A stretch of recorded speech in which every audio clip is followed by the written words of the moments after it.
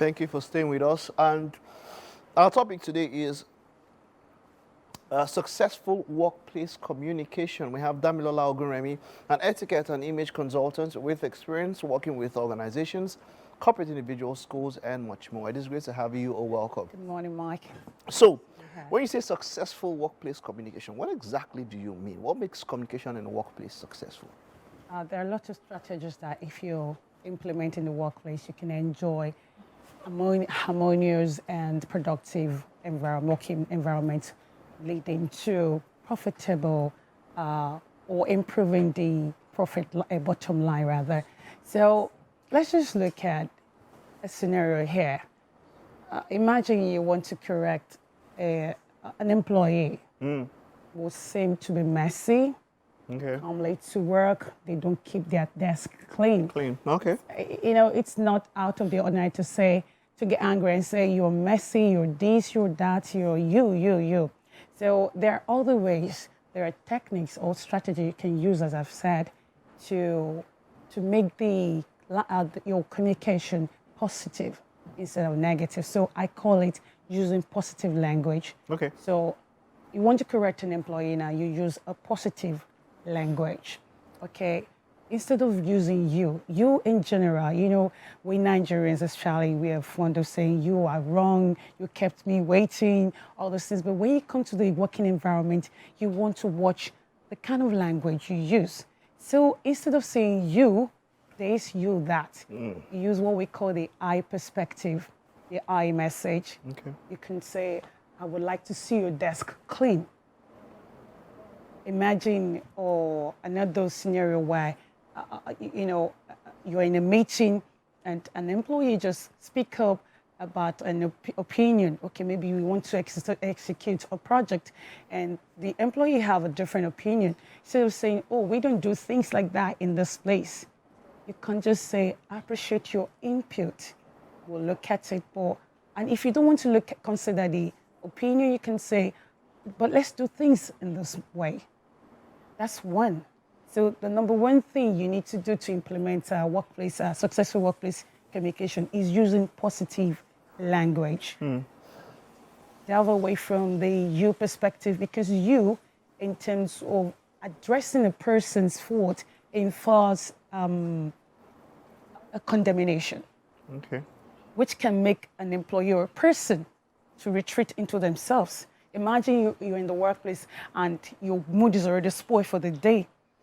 Tell me, would you have a productive work day? You might not, but then you have a responsibility to You work have a and to produce. responsibility. But at times, I'm just saying that, yes, it does matter to have maybe the right mood and yes, all of that. the But right then mood. when you're paid for something, you have a responsibility, irrespective of your mood, to deliver some sort of service, especially if there are standards. I know. Can I ask, haven't you seen a situation where people just there? Because by month end, they will have their salary paid to them.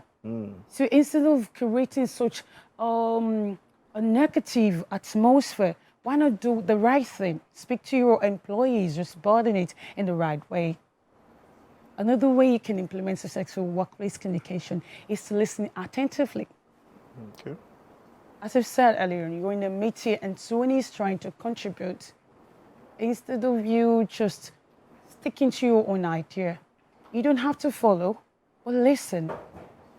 Another way you can implement successful workplace communication is what I call paying attention to people in your team, your subordinate.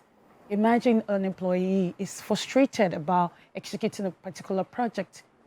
You listen.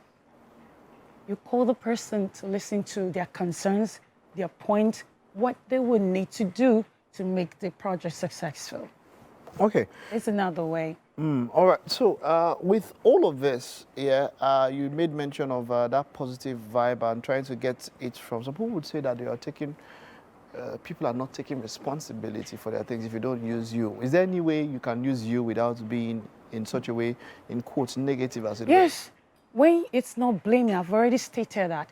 You can be used when can you help me to get the paper? Can you help me? You can use you to send an errand, to execute a project, to get something. But when it comes to correcting people on the job, correcting a bad behavior, you infers blame and so can dampen the morale. when you do all of this and you dampen the morale and all of that, what are the pitfalls of unsuccessful workplace communication, as it were? You lack harmonious environment. There's less productivity. I just stated right now. But when you do that to a person, you feel, okay, I pay you by month end, you get paid, then you have to do your job. You're just going to suffer a less productive environment. An environment, a workplace environment that is not harmonious, is not happy. You know, a happy environment gives birth to a productive environment. So that is one of the pitfalls. Another thing I've heard some people or some bosses complain about, I ask you to get something done and you've not done it. Another way to implement successful workplace communication is to put a timeline on instruction. Okay, I want to tell you that by the time I come back, I'm going for a meeting now, Mike, by the time I come back, get this phone working. You've not stated, you've not told me exactly when you want that phone to be ready, telling me that when you come, by the time you come back, you want it to be working. So when you give an instruction to implement a successful workplace communication, you put a timeline on your instruction. Mike, by the time I come back, I'll be back by 3. I want this phone working by 3 p.m. Okay. So is there another thing you want to add that you think could help towards a successful workplace via communication? Respect your employees. Okay. Listen to their opinion. Okay. Have a listening ear. Okay. Consider other people's opinion. If you feel that there's some companies where you can't just dump ideas, they expected you to have done your own work, then that's what really makes contribution worthy. So regardless of that, we listen, give a listening ear, respect them, and another thing, use the appropriate channels to communicate. Imagine you have a sensitive information to pass across to an employee. Don't send it via emails. You can do a face-to-face message, which is appropriate for sensitive message. You want to send an official message, you use email. You want to do meeting, do a video conference in a situation where people cannot converge in the workplace. All right, thank you very much. Yeah. I hope people are able to learn something from that, how to communicate successfully in the workplace. Yes, this is just fragment of effective communication. Thank you too.